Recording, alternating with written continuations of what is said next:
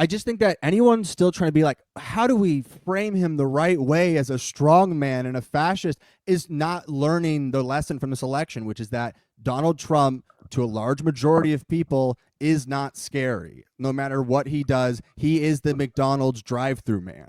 And until you guys start, not you guys, but until the Democrats decide to actually speak to people on like issues that they care about, that's never gonna beat this guy. And honestly, it's over. Burger King, it's over. Yeah, exactly. Until we operate and control the Patriots take over. Well, one thing I think that underscores that take from Griffin is this AOC Trump phenomenon, right? So this is the video from AOC where she talks about how this is what I would like to call the gooning voting collective, the goon coalition, Yeah, maybe they only voted for AOC because she's a hot chick, but I want to give her the benefit of the doubt and say that it's because she's still, to a lot of Americans who aren't as plugged into the nitty gritty as we are. The people who are like, okay, they vote, they like do their civic duty sometimes, right? Maybe not in midterms. But they do still care about this stuff vaguely. Like they think that AOC is an outsider. They think that she's a renegade. Sorry, this is as big as it'll go. I'll read them out to everyone. So she said, people who support both Trump and me or voted Trump and Dem, tell us why. It's real simple. Trump and you care for the working class, but wanted to change. So I went with Trump and blue for the rest of the ballot to put some brakes. I feel like Trump and you are both real. Voted for Trump in Arizona, but voted for Dem Rubin instead of Kerry Lake because thought he's good handling war. I feel that you both are outsiders compared to the rest of the DC and less establishment. Do you guys think that there's any truth to this new coalition of people who, or not any truth, like obviously they exist, but any size or mass, or is this kind of like a red herring for the left?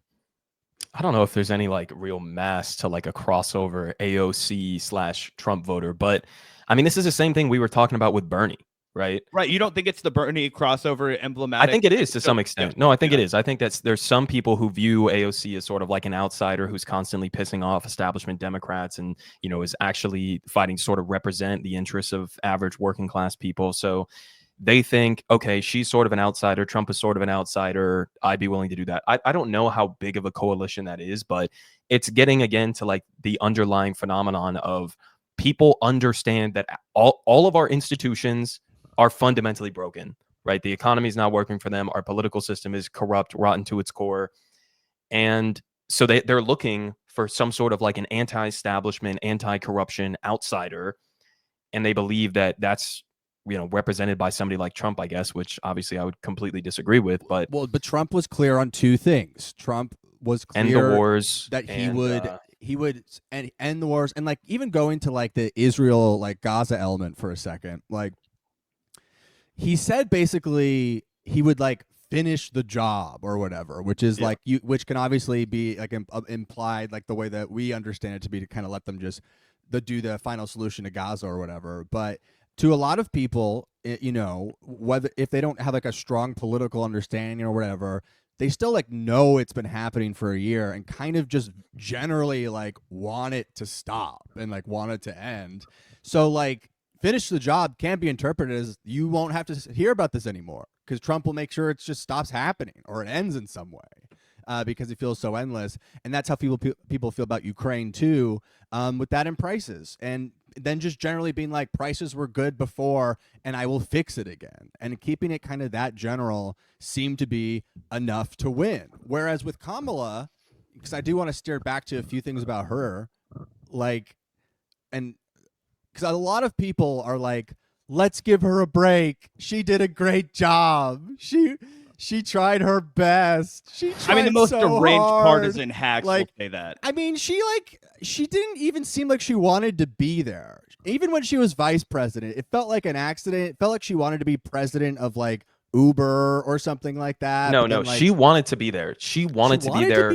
Really? Yes, she wanted to be there so desperately that she was willing to not believe in anything on a principled level. And so she let, the former Biden, failed campaign staffers get into her campaign, and she listened to anybody around her, in this sort of like DC insider bubble that was giving her horrible advice. Yeah, she was definitely like the mystique of 2019, where she would just kind of like absorb every Twitter opinion and then like go into the debates with them or whatever. And then like she ended up. I think that was her dishing out flaw. early. I think her flaw was that she wanted it so badly that she was willing to sell out on everything, not realizing that selling out on everything and not running a coherent campaign that believes in anything is probably the main reason that she ended up losing. And most importantly, too, on top of all that, not stabbing Joe Biden in the Right. fucking back. Right. Because I talked about how Trump is now officially the #1 white racist boy of the generation for America, but Joe Biden will go down as one of the worst presidents of all time now.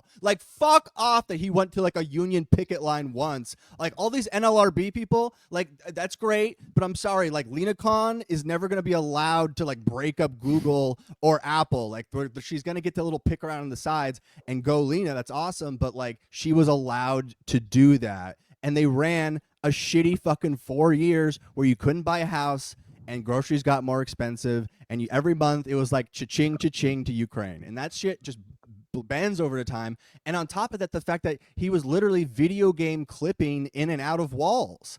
And I'm sorry, but that is just going to depress your turnout. If you NPC break the quest line, like constantly on live TV, that is just going to depress a certain amount of people. That even when you do switch the candidate, it is going to depress them.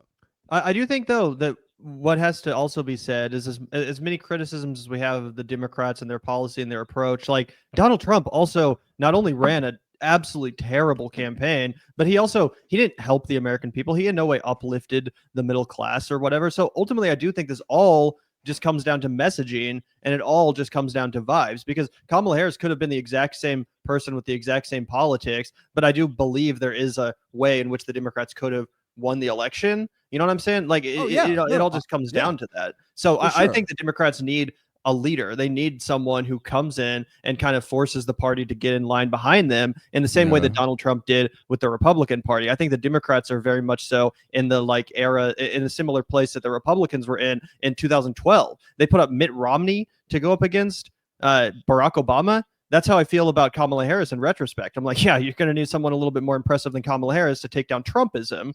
And in the same way that the GOP, until Trump emerged, they were in shambles under Obama. They didn't know what the fuck to do. They didn't have anyone good to put up. It was like, Mitt Romney, Paul Ryan, these kind of jokers. And then eventually Jeb Bush was their answer to 8 years of Obama. All right, let's not talk shit about Jeb Bush. Whoa, Jeb Bush was a fucking legend. chill.